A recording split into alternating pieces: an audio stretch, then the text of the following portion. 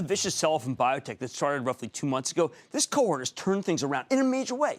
Biotech index, the IBB, now down only about 4% from its peak. So tonight I want to take a closer look at one of the best performing, but also least talked about biotechs out there, United Therapeutics, UTHR, which has rallied nearly 40% year to date. Here's a company that develops drugs to treat the unmet medical needs of patients with chronic or life-threatening conditions. They have 4 drugs on the market, all of which help treat pulmonary arterial hypertension. And the company's got a major pipeline that includes various treatments for cardiopulmonary diseases, as well as some monoclonal antibody therapies that fight cancer and glycobiology-based antiviral drugs. United Therapeutics reported in late April, and while the company reported a gigantic 41-cent earnings beat off a $2.14 basis, revenues came in lower than expected. That caused the stock to tumble more than 5% into the report. Since then, though, it's been making a big comeback. Although at $178, it's still more than $10 off its high. And given that the stock trades at less than 15 times next year's earnings estimates, I have to wonder if United Therapeutics isn't a bargain at these levels. Now, this company doesn't do many media appearances, but tonight we've got a chance to take a closer look at Dr. Martine Rothblatt, the brilliant founder, chairman, and co-CEO of United Therapeutics, to find out more about her company's prospects. Dr. Rothblatt, welcome to Mad Money. Good to see you. Have a seat. Jim, Thank you so much. Now, we've had one other company that's like this, and I just want to give a little bit of background.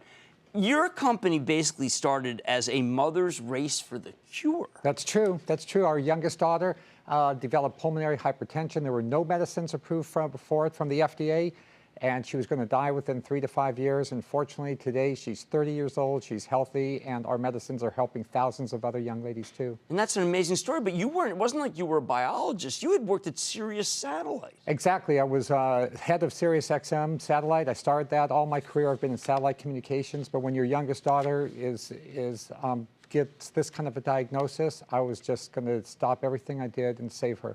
Now, there was something on the market, but at the time, it seemed like it was worse than the actual disease in terms of how it would have debilitated your daughter. The drug that was had just been approved, you had to infuse it into your blood vessels 24 hours a day, 365 days a year, wearing a pump that had to be worn in a fanny pack covered by ice. Our latest drug approved by the FDA is a pill that you just take either 2 or 3 times a day, depending on the severity of your illness.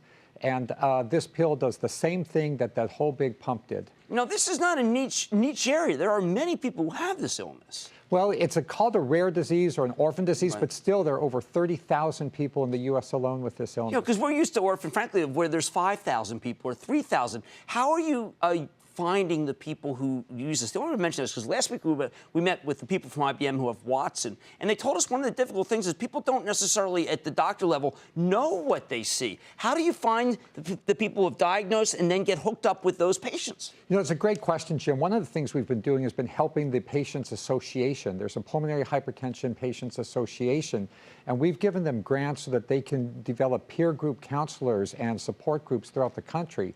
So all of this patient-centered advocacy, sort of like HIV back in the 1990s, has made the pulmonary hypertension patients some of the most aware and most activist of all the rare disease patients. Okay, well, but I don't want to just pigeonhole you to that because you've got some other drugs. I mean, the cancer-related projects seems like a pipeline that's not even valued in the stock. It actually is not, Jim, and I think, you know, that has missed people's view because there's so much attention on United Therapeutics as a pulmonary hypertension. Yeah, that's what I felt when I started my research. Just 2 months ago, we got approval from the FDA for the first drug they ever approved for neuroblastoma, which is an ultra-rare pediatric cancer. No medicine had ever been approved for it. And now that drug's been approved, and I expect that drug will do at least $100 million a year. Yeah, that's definitely not in the stock. Now, when I tried to do my background, I did my background. I went to your website, and at first I thought, okay, well, this is, maybe I just put it in wrong, and maybe I got to Sotheby's or a modern art, a gallery. You don't want your company to look like the other companies either, do you? Well, Jim, you're very charitable. Some people come to our website and thought it was hacked. But it was like a New Yorker cartoon. Yeah. But go ahead, just explain, because you don't want to be the Pfizer. You don't want to be the Bristol Myers. We pride ourselves on being different. Our mantra within our company is to identify the corridors of indifference where the pharmaceutical companies don't go and then run like hell down those corridors. So we've been able to generate gross margins of 90% and very successful penetration of our orphan disease markets by not having the huge overhead and baggage and bureaucracy of the big pharma. Well, I mean, one of the things that on the last call that was confusing, it was like the analysts, I think they're you don't report in a traditional way, and there was a fireside chat that I was on where basically you're just saying, look, guys, you don't know how to really look at my company. My company is, we are getting patients per month. That's how you should look. And the numbers were pretty staggering that you recruit every month. Exactly. We're doing terrific, Jim. Right now, we have a lower price drug and a higher price drug. The lower price drug already has 2/3 market share among the pulmonary hypertension patients, and the higher price drug is adding 100 patients every month. And this translates to a growth in the revenues of $100 million per year growth, year after year after year. And that's our high-priced, high-margin drug. But there was some people were talking about a patent cliff that you have to get over in 2017. We're okay in terms of the transition? We do have our patent is good until 2017. Yeah. So, but that's for only one of our 4 drugs. So that affects the revenues only of that one drug. And furthermore, with regard to that drug that has the patent cliff, we have a litigation going on that patent cliff that we believe the patent life of that drug should be good until 2029. Wow. How do we follow along with that? How do our viewers keep up if they buy the stock? Is there an easy way? Every quarter we report on it. We report on the status of that patent litigation going on. But I think what will ultimately happen is that patent relates to the very first drug that we got approved back in 2002. Right. And that was a drug that had to be delivered subcutaneously, very difficult for the patients.